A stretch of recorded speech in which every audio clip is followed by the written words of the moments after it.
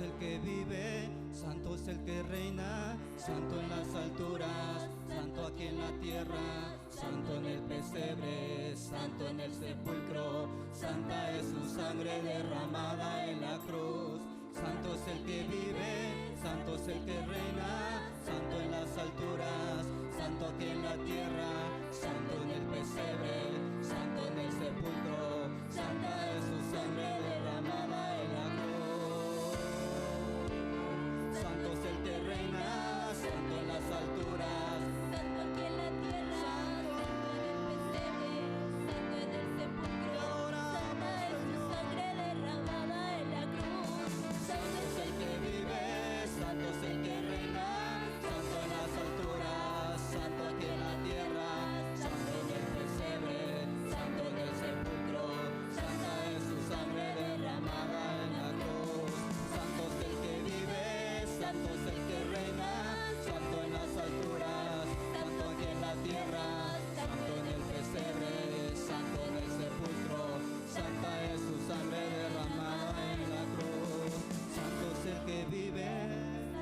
que reina, santo en las alturas, santo aquí en la tierra, santo en el pesebre, santo en el sepulcro, santa es su sangre derramada en la cruz.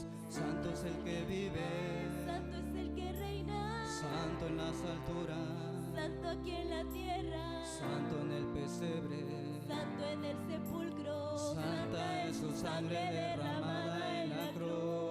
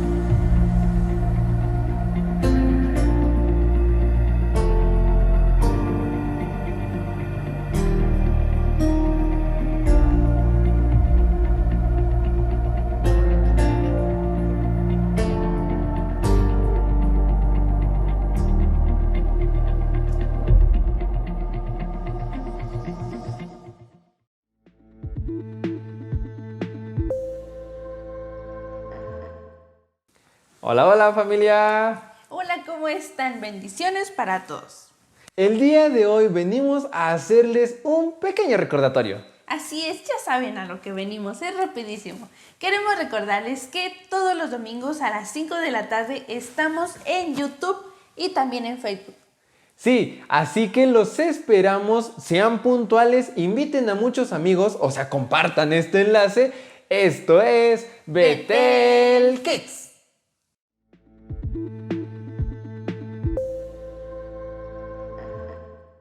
Déjame contarte un poco acerca de la vida de Paul Washer. Paul Washer es un predicador muy reconocido a nivel mundial, ha escrito un sinfín de libros y nos cuenta su experiencia con la oración.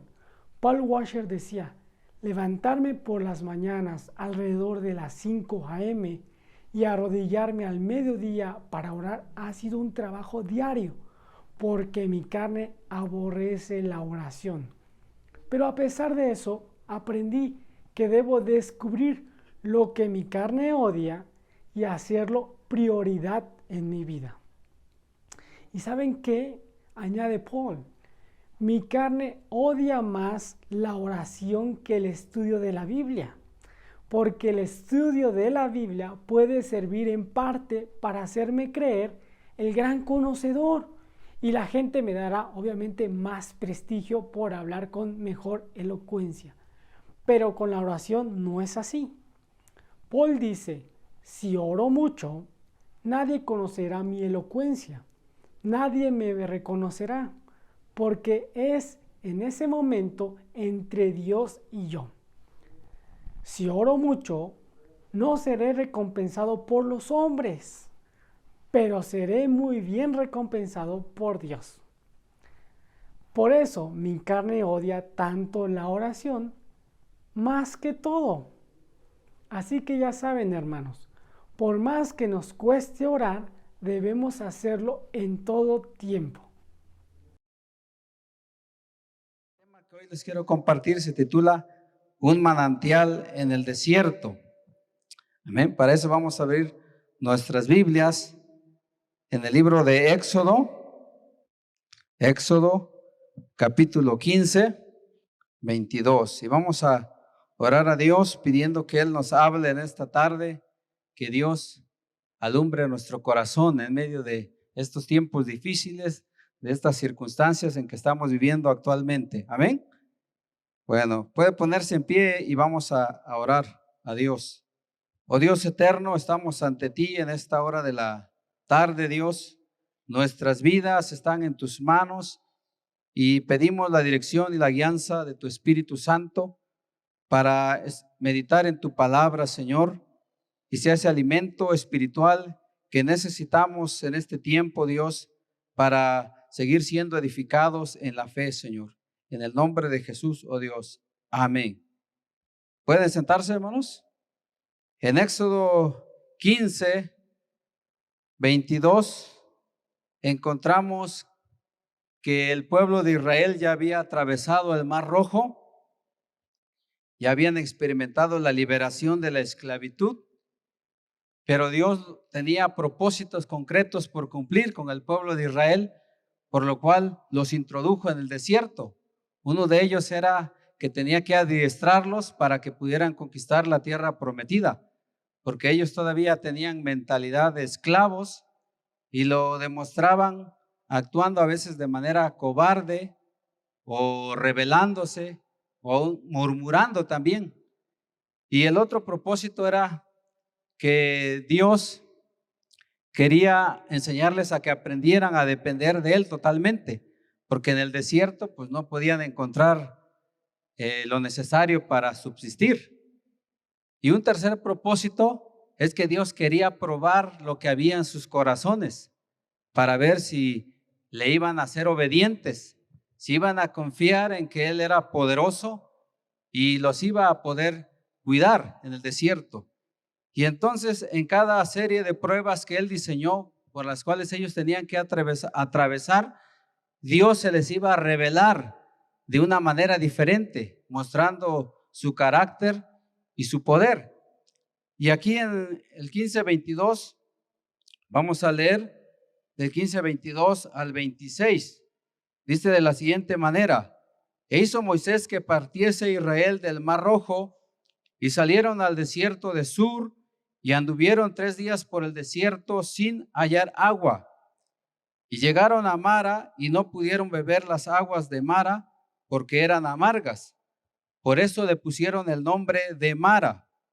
Entonces el pueblo murmuró contra Moisés y dijo: ¿Qué hemos de beber? Y Moisés clamó a Jehová, y Jehová le mostró un árbol, y lo echó en las aguas, y las aguas se endulzaron. Allí les dio estatutos y ordenanzas, y allí los probó. Y dijo: si oyeres atentamente la voz de Jehová tu Dios, e hicieres lo recto delante de sus ojos, y dieres oído a sus mandamientos, y guardares todos sus estatutos, ninguna enfermedad de las que envié a los egipcios te enviaré a ti, porque yo soy Jehová tu sanador. Entonces en esta porción de la escritura encontramos que ellos partieron después de cruzar el Mar Rojo y llegaron a un lugar llamado Mara. Y dice que se le llamó así porque ellos iban con sed y sí había agua, pero el problema es que esas aguas eran amargas, entonces no las podían beber. Y Dios le dice a Moisés que arrojara un tronco de un árbol para que se endulzara. Esto nos enseña que cuando recibimos de parte de Dios las experiencias agradables y aún más las desagradables, se pueden endulzar cuando sabemos que vienen de parte de Dios. Y en este pasaje vemos que Él se les revela como el Dios sanador a ellos.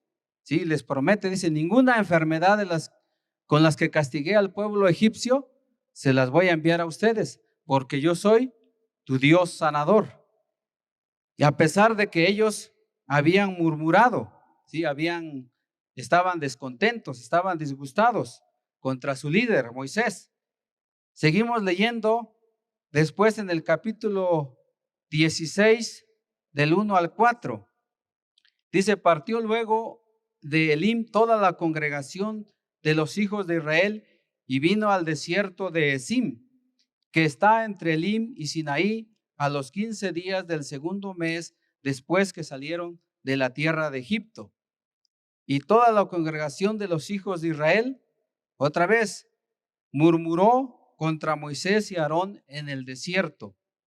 Y les decían los hijos de Israel, ojalá hubiéramos muerto por mano de Jehová en la tierra de Egipto, cuando nos sentábamos a las ollas de carne, cuando comíamos pan hasta saciarnos, pues nos habéis sacado a este desierto para matar de hambre a toda esta multitud. Y Jehová dijo a Moisés, he aquí, yo os haré llover pan del cielo, y el pueblo saldrá y recogerá diariamente la porción de un día, para que yo lo pruebe si anda en mi ley o no. Pasó otro tiempo y ellos para este momento ya estaban introducidos en el desierto llamado Sin, y otra vez se manifiesta la necesidad que ellos tienen. Ahora ya no es de bebida, ahora ellos tienen hambre. Y entonces otra vez comenzaron a murmurar, otra vez comenzaron a quejarse, a rezongar, dicen en palabras aquí, en nuestro contexto, a protestar, a reclamar y decir, Dios, nos trajiste, creo, para hacernos mal en este lugar, porque ahora tenemos hambre. Pero Dios otra vez ahí se manifiesta de una manera milagrosa, mostrando que Él es el Dios proveedor. Y les dice, voy a derramar de manera milagrosa pan del cielo, lo que es conocido como el maná. Pero les da ciertas instrucciones de cómo lo debían de haber recibido. Solamente tenían que recoger la porción de cada día. Y algunos que quisieron recoger más, se les echó a perder. Y en el sexto día les dijo que tenían que recoger el doble para que en el séptimo ya no tuvieran que levantarse a recoger, sino que pudieran ser alimentados. Y entonces, de esa manera se le reveló Dios acá como el Dios proveedor. Pero vamos a ver más adelante en el capítulo 17. Acompáñenme a leer en el capítulo 17. Dice, toda la congregación de los hijos de Israel partió del desierto de Sin por sus jornadas, conforme al mandamiento de Jehová, y acamparon en Refidín. Y no había agua para que el pueblo bebiese. El pueblo de Dios, los israelitas, seguían avanzando y ahora llegaron a un lugar llamado Refidín. Refidín significa lugar de descanso. Sí, ya estaban encumbrándose entre los cerros, pero paradójicamente, en lugar de descansar en ese lugar, se desilusionaron porque no había agua, dice, en ese lugar para que satisfacieran su sed física. Si no, no la encontraban. Y entonces, otra vez, vemos la reacción del pueblo. Dice, y altercó el pueblo con Moisés y dijeron, danos agua para que bebamos. Y Moisés les dijo, ¿por qué altercáis conmigo? ¿Por qué tentáis a Jehová? Así que el pueblo tuvo allí sed y murmuró contra Moisés y dijo, ¿por qué nos hiciste subir de Egipto para matarnos de sed a nosotros, a nuestros hijos y a nuestros ganados? Entonces, otra vez el pueblo manifiesta su rebeldía a través de la murmuración. La murmuración quiere decir hablar con perjuicio de alguien y manifiesta también queja, disgusto, ¿sí? Que no está contento, y se manifiesta sobre todo cuando no hay una expectativa cumplida. Ellos estaban esperando en ese lugar, dijeron, ya vamos a llegar a un lugar donde nos está guiando nuestro líder, Moisés. Él conoce esta ruta y seguramente ahí vamos a llegar a tener un tiempo de refrigerio. Mas, sin embargo, se desaniman porque no encuentran nada más que las rocas, las peñas, las montañas. No había nada. Y entonces otra vez ellos empiezan a quejarse, ¿sí? Son lenguas. El ser humano en su pecaminosidad, en su naturaleza rebelde, se queja, ¿sí? Cuando no hay una expectativa cumplida, pero también cuando no hay una necesidad suplida, ¿sí? En esos momentos es cuando se manifiesta la queja. Hace unos días, cuando surgía la necesidad allá donde vivimos a las orillas de Nochixtlán, y de repente tenemos que trasladarnos al centro e ir y venir, y me estaba viniendo ese pensamiento dentro de mí de quejarme. Y decía yo, ¿por qué decidimos venirnos a vivir hasta acá? Y hablaba con mi esposa y decía, pero es que a veces hay necesidad de salir, tenemos que llevar a nuestras hijas con el carro, si no yo, tú. Y me quería venir ese pensamiento de disgusto, ¿sí? Y decía, y nosotros en todas las decisiones que tomamos siempre le consultamos a Dios. Y recuerdo en aquellos años cuando yo les decía a Dios, danos una señal si es tu voluntad de que vivamos en ese lugar. Y sí vino la confirmación, entonces por eso decidimos irnos allá en Los Olivos. Sin embargo, ahora con la necesidad que surge de trasladarse, de venir a reuniones, luego actividades, tareas, me estaba viniendo ese pensamiento, ¿o será que Dios se habrá equivocado? Pero creemos que no, creemos que Dios tiene un propósito por el cual nos permitió ir a ese lugar, a pesar de los conflictos, de los problemas, porque luego decimos, pero ha habido problemas, tenemos necesidad de salir, y en lugar de que se abran las puertas, pareciera que se cierran, ¿sí? Y entonces es solamente un ejemplo de cómo se manifiesta ese pensamiento de murmuración, ¿sí? Y se comenta, se puede decir, y aún es más grave porque algunos dicen que puede ser una forma de calumniar, de chismear, ¿sí? Y son pensamientos diabólicos, ¿sí? Que no vienen de Dios. Pero vemos que Dios sí tenía una salida. No sé cuál sea tu situación, cuál sea tu problema, cuál sea tu conflicto, quizás familiar, laboral, en la iglesia quizás, o en el trabajo. No sé qué es lo que estás pasando tú en este momento. Quizás tengas una lucha con tus hijos o algún problema no resuelto y no le ves la salida. Pero Dios está en control de todo. Dios es soberano. Amén.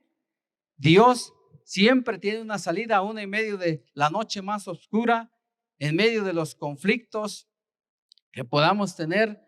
Dice acá en la escritura, vamos a leer, no pierda ese pasaje, porque vamos a regresar en Éxodo. Dice en Isaías 43, 19, 20. Dice aquí, yo hago cosa nueva, pronto saldrá a luz. ¿No la conoceréis? Otra vez abriré camino en el desierto y ríos en la soledad. Las fieras del campo me honrarán, los chacales y los pollos del avestruz, porque daré aguas en el desierto, ríos en la soledad, para que beba mi pueblo escogido. Amén. Dice, otra vez dice el Señor, dice en Isaías 43, he aquí, yo hago cosa nueva. Cuando pensamos que no hay salida a nuestro problema, a la circunstancia por la que estamos atravesando, Dios tiene una respuesta, Dios tiene una solución. Amén. Y es lo que encontramos acá en Éxodo, donde estábamos, vemos cómo Dios se manifestó una vez más, a pesar de que ellos ya estaban pues desconfiados, estaban incrédulos, hasta estaban dudando de que si la presencia de Dios iba con ellos, ¿sí?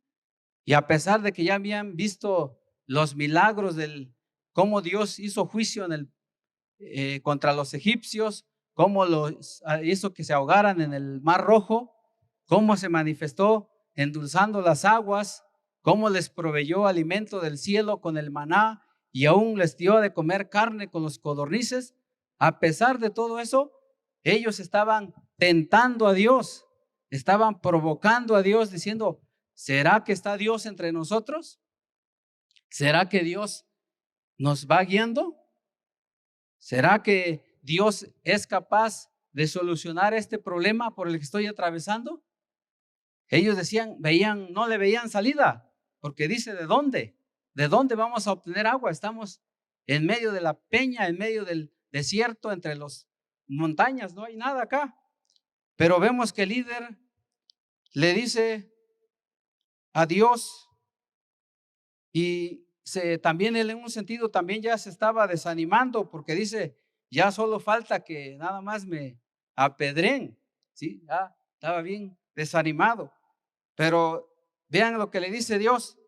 Y Jehová dijo a Moisés, pasa delante del pueblo y toma contigo de los ancianos de Israel y toma también en tu mano tu vara con que golpeaste el río y ve. Versículo 6, he aquí yo estaré delante de ti sobre la peña en Horeb y golpearás la peña y saldrán de ellas aguas y beberá el pueblo. Y Moisés lo hizo así en presencia de los ancianos de Israel. Le está diciendo Dios, a ver, llámate a Moisés, al líder. Le dice, a ver, llámate a los líderes, llámate para que vean que sí estoy con ustedes, para que sean testigos del poder milagroso de Dios, del poder sobrenatural de Dios. Y le dice a Moisés, ve y golpea la peña y de la peña van a brotar manantiales. Amén. Brotó bastante agua. En otro pasaje le llama manantiales de aguas. ¿Sí? No solamente brotó un chorrito, sino brotó manantiales de aguas para que satisfacieran su sed. Y tan profunda era la necesidad del pueblo que dice que esa agua para ellos les supo como miel. Dice, esta agua me supo bien. Y además tan suave era que les supo como aceite, dice la escritura.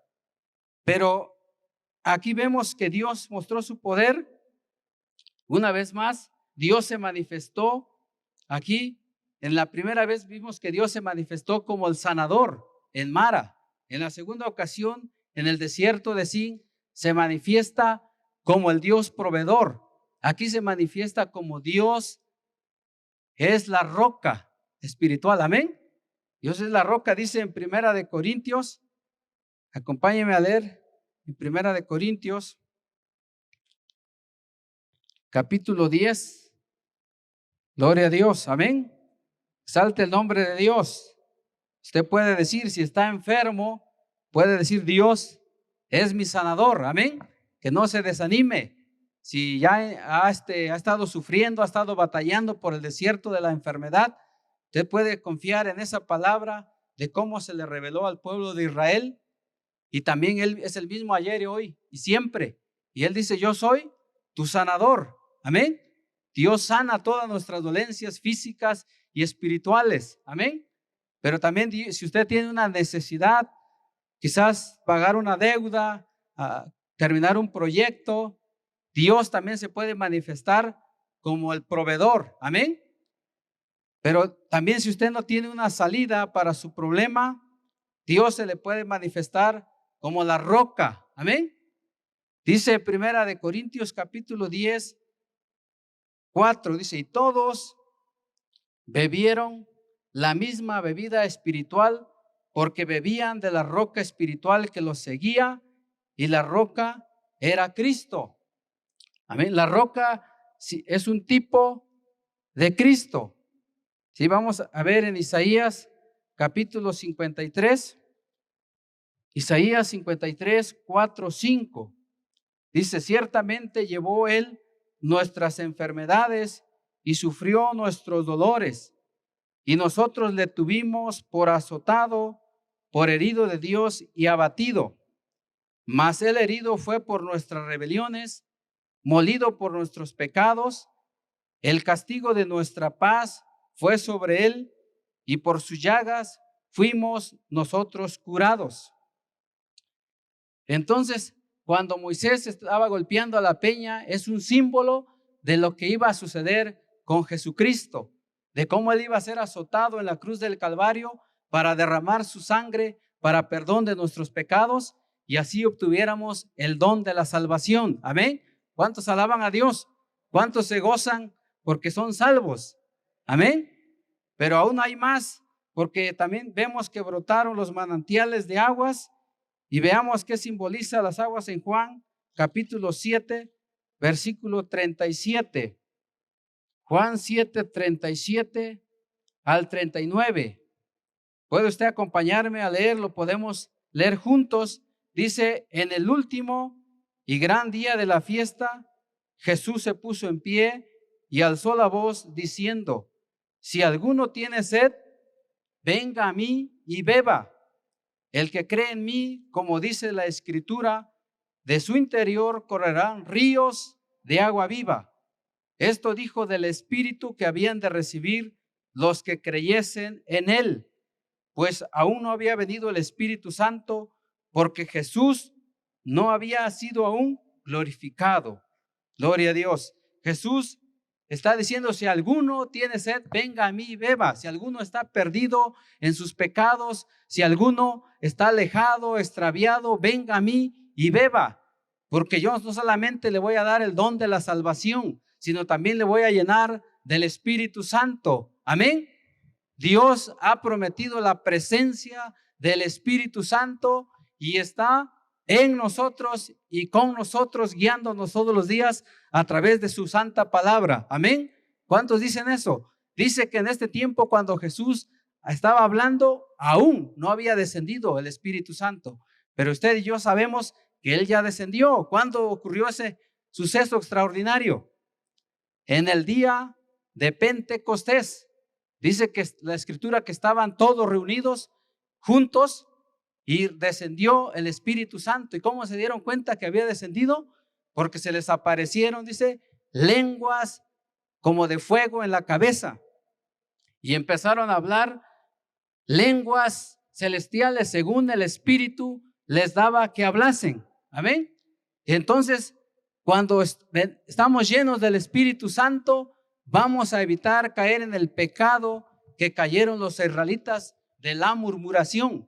Cuando usted le venga esos deseos de murmurar o de quejar, en lugar de quejar, usted puede agradecer a Dios. Cuando quiera usted murmurar, empiece a alabar a Dios.